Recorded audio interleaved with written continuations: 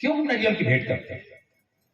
नारियल को आप लोग क्या समझते हैं? साहब कबीर कहते हैं, नारियल आए धर्म का माथा, सो हम दीन तुम्हारे हाथा। ये नारियल धर्म का माथा का मतलब धर्म में श्रेष्ठ, उत्तम, पवित्र, पावन, और इसकी उत्पत्ति ब्रह्मा विष्णु के द्वारा नहीं हुई, ऐसा सरगुण मत भी कहते हैं, और हमारे कबीर पंथ में तो कहा ही जाता है। सरगुण मत का एक उदाहरण मैं आपको सुनाऊं। एक भैया बाजार जा रहे थे, तो अपनी पत्नी से उन्होंने कहा, आपको कुछ इच्छा हो खाने की तो बताओ, मैं लेते आऊंगा, बाजार जा रहा हूं। तो उसने नाम नहीं बताया कि क्या लेके आ गया, एक साथी से बताया। बोले क्या? जहां पवन की गति नहीं, जहां पवन की गति नहीं, शशि सूर्य उदय ना हो, जिसे विधाता रच्यो नहीं, अवला मांगे सो। मुझे वो चाहिए जहां पवन की गति ना हो, जहां पवन ना पहुंचता हो, शशि और सूर्य उदय ना हो, जिसमें सूर्य और चंद्रमा वहां न पहुंच सकता, जहां पवन की गति नहीं, शशि सूर्य उदय ना होए, और जिसे विधाता रच्यो नहीं, अवला मांगे सो। पत्नी वो मांग रही थी। वो तो चला तो गया बेचारा, लेकिन मन में सोच रहा क्या मांगूंगा, कहां जाऊंगा। अब वो सोचते सोचते बड़ा परेशान। उसने पूछा, मिलेगा कहां ये?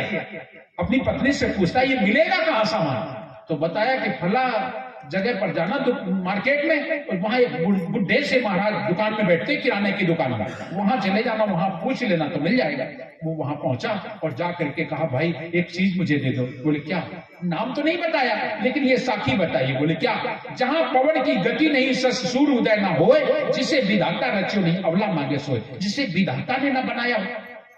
उसने तुरंत नारियल निकाला और दे दिया, ये ले जाओ। कैसे महाराज? ये कैसी बात हो गई? बोले इसमें पवन और सूर्य, जो गरी होती है ना अंदर, हम लोग गरी कहते हैं, आप लोग खुरौरी कहते हैं, उसमें क्या सूर्य का प्रकाश पहुंचा? क्या चंद्रमा का प्रकाश पहुंचा? और इसे विधाता ने नहीं रचा। क्यों? कैसे? सरगुण मत के अनुसार पहले तुम्हें सुनाता हूं। सरगुण मत में एक बार विश्वामित्र जी और ब्रह्मा जी ने कुछ विवाद हो गया, और जब उन दोनों में विवाद हो गया तो विश्वामित्र बोले, मैं अलग सृष्टि रच लूंगा, अलग रच लूंगा। तो वो अलग सृष्टि रचने लगे, और जब अलग रचने लगे तो ब्रह्मा जी बेचारे चिंता में पड़ गए। ये तो रचने लगा और पेड़ पौधे बनाना शुरू कर दिए। विश्वामित्र जी ने पेड़ पौधे बनाना शुरू कर दिए, और जब शुरू कर दिए तो ब्रह्मा जी बोले, ये तो एक ही घर में विवाद हो जाएगा। तो ब्रह्मा जी जा करके और खुद अपनी माफी या कुछ भी कहते जा करके बोले, अब तू सृष्टि बंद कर भाई, जो हो गया सो हो गया, चल अपने घर। बोले ऐसे नहीं, ठीक है, जो हमने सृष्टि रची है, हमारी सारी सृष्टि आपके पूजा में लगे तो हम चले। वहां विश्वामित्र जी जब ये संकल्प रखा, ये बात रखी, तो ब्रह्मा जी बोले, जाओ, जो तुमने सृष्टि रची सब पूजा में लगेगी। उस समय तक उन्होंने आम, तुलसी, ऐसे पौधे, फूल, वनस्पति तैयार की थी, और उसी में नारियल की उत्पत्ति उन्होंने कर रखी थी। ऐसा शास्त्र बताते हैं कि शास्त्रों में इसलिए कहा जाता है कि वो ब्रह्मा जी के परे है। हमारे कबीर पंथ में इसका अलग मतलब है। नारियल आए धर्म का माथा, सो हम तुम दीन तुम्हारे हाथा। नारियल धर्म का मस्तक है। धर्म का मस्तक का मतलब होता है धर्म श्रेष्ठ, और इसकी उत्पत्ति हमारे कबीर पंथ में सत्यपुरुष के 16 अंश हैं, और 16 अंशों में से निरंजन जी 5वां अंश है। 5वें अंश निरंजन जी ने इस भवसागर की राज्य को प्राप्त कर लिया, और जब भवसागर उससे राज्य प्राप्त हो गई, साथ में सूर्य, चंद्रमा, पृथ्वी, जल, वायु, अग्नि, आकाश, 25 प्रकृतियां सब प्राप्त कर ली। और करने के बाद इस जीव को पाया, और जीव को 4 खानी अंडज, पिंडज, उपमज, स्थावर में फंसा दिया, और साथ साथ में मनुष्य तन मिला। इस मनुष्य तन को नाना प्रकार की कर्म भ्रम में भटका दिया, नाना प्रकार की भक्ति में, ये भक्ति वो भक्ति लोग कर रहे हैं, भटक रहे हैं, यहां तक कि देवता, पीतर, भैया, भवानी, साहब उसमें भी कह रहे हैं, इसमें भी जीव फंस गया।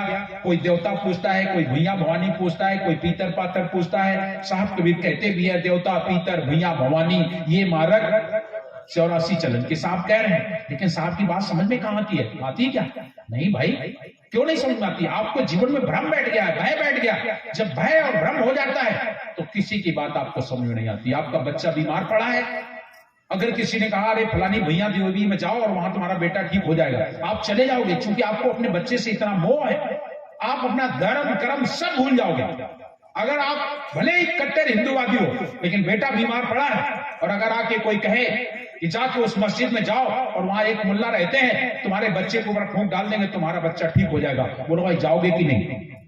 जाओगे, चले जाओगे मुल्ला के मस्जिद में जा करके और वहां पर जा करके भभूत ले आओगे और मुल्ला ने जो पानी पढ़ा है वो तुम दे दोगे, फूंक डलवा लोगे।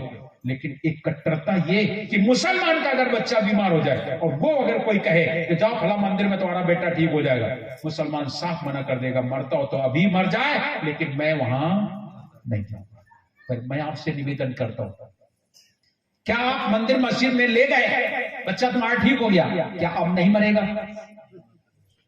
मरेगा कि नहीं मरेगा? आपका धर्म नष्ट हुआ कि नहीं?